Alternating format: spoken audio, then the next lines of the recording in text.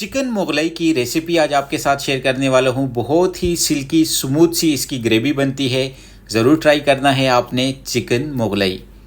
4 table spoon यहाँ पे हमने कढ़ाई के अंदर ऑयल ऐड कर देना है। 1 मीडियम साइज़ का प्याज आपने ऐड कर देना है और साथ में ही थोड़े से टमाटर ऐड कर देंगे। 1 से 2 मिनट के लिए इनको मीडियम फ्लेम पे आपने कुक कर देना है और इसी के साथ इसके अंदर हमने शामिल कर लेना है 8 से 10 पीस काजू के।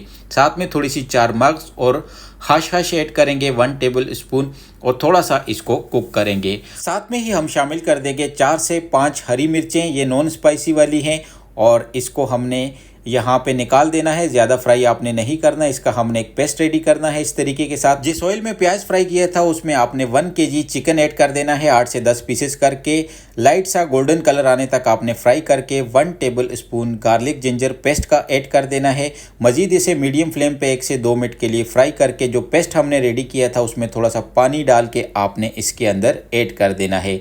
हस्बे जायका नमक शामिल करेंगे, क्रश चिली शामिल करेंगे और 1 टीस्पून ज़ीरा शामिल करेंगे। मज़ीद इसे 2 से 3 मिनट के लिए कुक करेंगे और इसी के साथ मैं यहाँ पे 100 ग्राम के करीब दही ऐड करूँगा और 1 कप इसके अंदर पानी ऐड कर देंगे। 15 मिनट के लिए इसको हमने कवर कर देना है। 15 मिनट के बाद हमारा चिकन गल जाएगा। थोड़ा सा गरम मसाला, काली मिर्च और थोड़ी सी कसूरी मेथी ऐड करके मज़ीद इसे 4 से 5 मिनट के लिए कुक करेंगे। जब ये ऑयल छोड़ने लग जाए तो इसके अंदर फ्रेश कुकिंग क्रीम आपने 4 से 5 टेबल स्पून ऐड कर देनी है। चलिए जी, माशाल्लाह हमारा चिकन मोगलाई यहाँ पे बन के हो गया है तैयार। Thanks for watching this video.